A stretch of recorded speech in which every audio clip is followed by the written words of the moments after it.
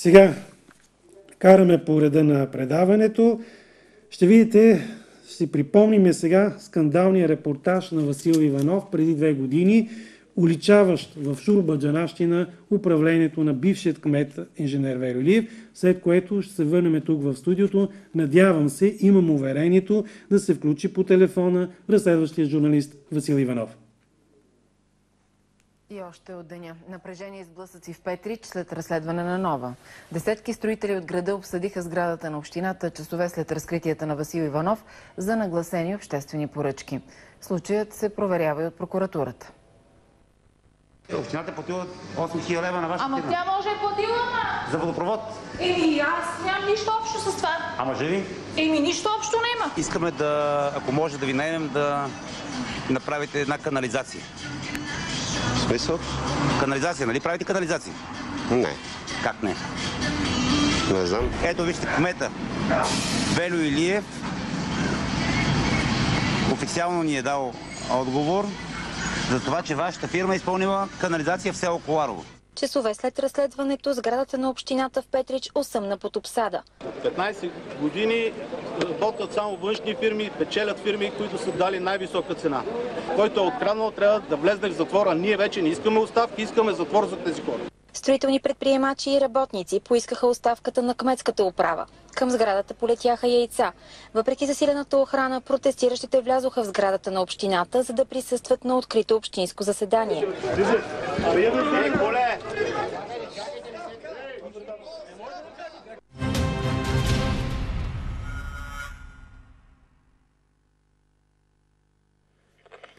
Така, това е гласът на Петрич. Аз съм Радостин Любенов. Включваме ексклюзивно от София разследващия журналист, вече бивш от Нова телевизия, Васил Иванов.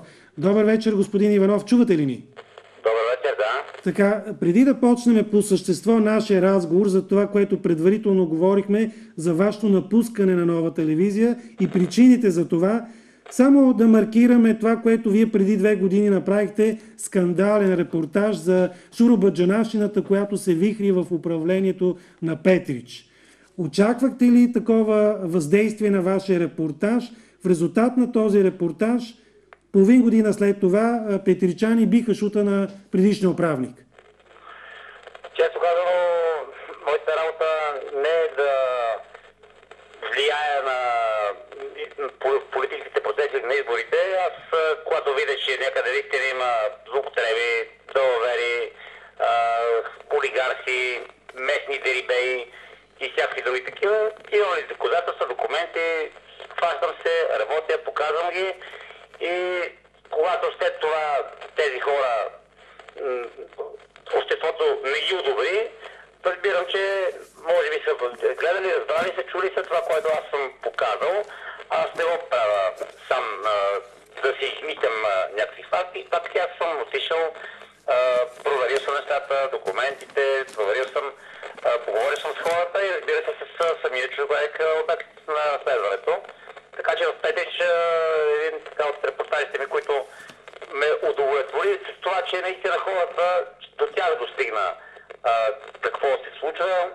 Много хора нямат информация отвътре от кухнята за тези ежедневни, древни далаверки, които се вършат по общини, по министерства, по ведомства. Всеки ден някой прави някаква далаверка, която ти не знаеш, че става. Когато я покажеш, вече човек има право след това на много по-добър избор на следващи избори, да кажа. Това е ценното на демокрацията, че този, който е показал за 4 години някакъв период какво свърши и какво прави, хората могат да го сменят или пак да го преизберат. Колко време ви отне да подготвите този репортаж? Ние няколко пъти идвахме до Петрич, поради причини, че така съм разпознаваем като лице и трябваше да пращам мои хора. Аз идвахме, бяхме даже в Сандански, в хотел, за да не се знае, че сме в Петрич, че работим там по темите. Пращах хора някъде с скрити камери, някъде просто да видят адресите, документите, навиците. И така, може би месец и половина сме работили по тази тема. Да, а кой ви потърси за съдействие да направите такъв репортаж? За съдействие ни потърси. Дойдоха София на може би едни 10-15 човека. Представиха се като камера на строителите на Петрич и дружество за права граждански. Един човек се казваше Георгиев и сега председател на това сдружение. Александър Георгиев. Кирил беше. Да. Александър Георгиев беше от строителната камера. И какво те ви поискаха среща с вас и казаха, има шурубаджанащина в Петрич? Казаха, вижте какво става, правят се далавери в Петрич. Никой от местния бизнес не може да види дори обществена поръчка в нашия град в Кмета, който беше тогава, и просто печелят едни съмнителни фирми. И оттам нататък аз им казах, вижте какво, ако ще се занимава с случая, искам доказателства, дайте ми необходимите документи.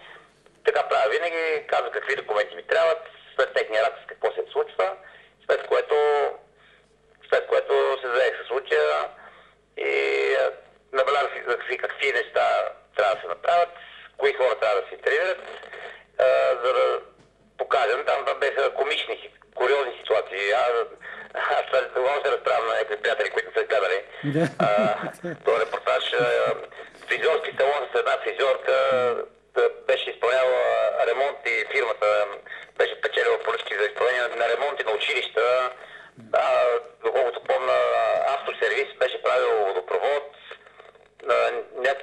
Някаква фирма баничарница беше правила канализация или нещо такова. Да. Общо взето комични ситуации. Да. Финално изречение по темата. Ще има ли ремейк на вашето разследване тук в Петрич? Сега има нова управа. Не ви разбрах, не ви чух. Финално изречение по темата. Ще има ли ремейк на този репортаж по адрес на новите управници в Петрич? Ако получа сигнали за случаи далавери, естествено. Чакате сигнали, добре. Ке ги получите скоро. Така, продължаваме по важната тема, за която ви... Ало? Да. Само че да ви кажа, че аз вече няма да ги правя от нова телевизия. Аз напуснах нова телевизия, така че ще ги правя. Ако има такива сигнали от името вече на друга медия. Да, разбрах ви. По важната тема, за която ви потърсихме, за вашето напускане на нова телевизия. Ние чухме вашите аргументи и причини. Дайте отново с риск да се повторим и да ги кажете пак. Значи, повод за моето напускане, от една година шефката на новините актуалните предавания в нова телевизия се казва Дарина Царелска. И рязко издигната като шефка на новините, дошла от Златоград, рязко издигната на тази позиция. Това е всъщност човек, който решава какво се показва като новини и като предавания. Кой ще говори, кой политик, кой няма да говори. Тази жена преди година, след като спечелиха ГЕРБ навсякъде местните избори, тази жена ни заяви на разследващия екип, че повече няма да се снимат, да се правят разследвания за кметови обществени поръчки. И това беше общо взето едното нещо, което ме накара за една година да се разправям с нея, след което колегите също се възмущаваха, накрая заради заплатата си решиха да си замълчат. Аз обаче ги записах за всеки случай да не се, защото бях сигурен, че ще се извъртат.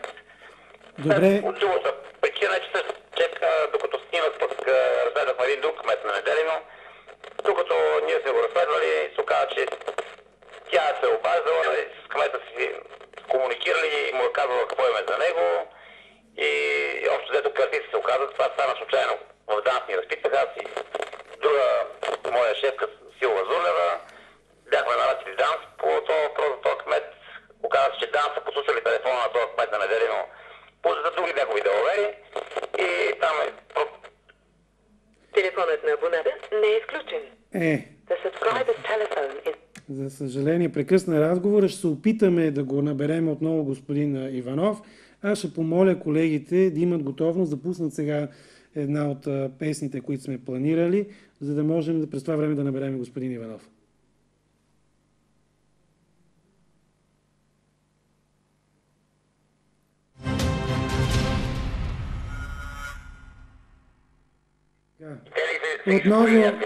Отново включваме господин Иванов. Така, разбрахме ви системно налагане на цензура в Нова телевизия. Да, ето ви обясня директно. Казвам ви директно. Значи, телевизия, която е една от малкото медии беше, в която нямаше цензура. В България масово има цензура, навсякъде това е ясно. Но това да кажеш, че няма да се работи на следващите по-обществени поръчки и по кметове, при положение, че кметовете чрез обществени поръчки разпределят с 17 милиарда лева само от европари, това е все едно да кажеш на полицията, министъра на вътрешните работи да каже няма да се работи по наркотиците или няма да се работи по контрабандата. Нали? Да. Но това е равносилно. Добре. Това е абсолютна цензура с цел прикриване на управляващи. Добре, друго, което е по-важно и провокира много питания сред колегите журналисти, как обаче вие попаднахте в шоуто на Слави? Той ли ви потърси, вие ли го потърсихте? Не, аз го потърсих. И какво му казахте на Слави? Казах му, че искам да се видим. Аз него се бях видел веднъж преди години само. В едно друго предаване беше поканил, като ми бяха взривили апартамента. Да. И се обадих там на неговия главен сценарист, как че искам да разкажа интересни неща и скандални неща, недопустими, за цензура, който ми се оказва. Веднага казах, бързо да говорим. Видяхме се с Слави Трифонов. Две думи му обясних ситуацията, показвам му какво е скоро и казах, че това е нещо, което аз ми е ясно, че в този момент си губа за пода, работа и така нататък. А още повече това е много рисково, защото много хора няма да го направят, тъй като имам колеги, които напуснаха под моите причини, само че те не говорят и не казват, че има цензура, защото като кажеш, че има цензура, следващия ти работодател, следващата телевизия или медия няма да вземе на работа, естествено, защото ще се усъмни, че утре ще издадеш и неговите такива практики. Ало? Да, слушаме ви, да. Аз нещо, понеже чувам някакъв шум. И това е риска. Никой няма да иска да си кара да належи гащите, да го издадеш после и него. Но аз слава Богу нямам тия проблеми. Имам 2-3 предложения сериозни за работа.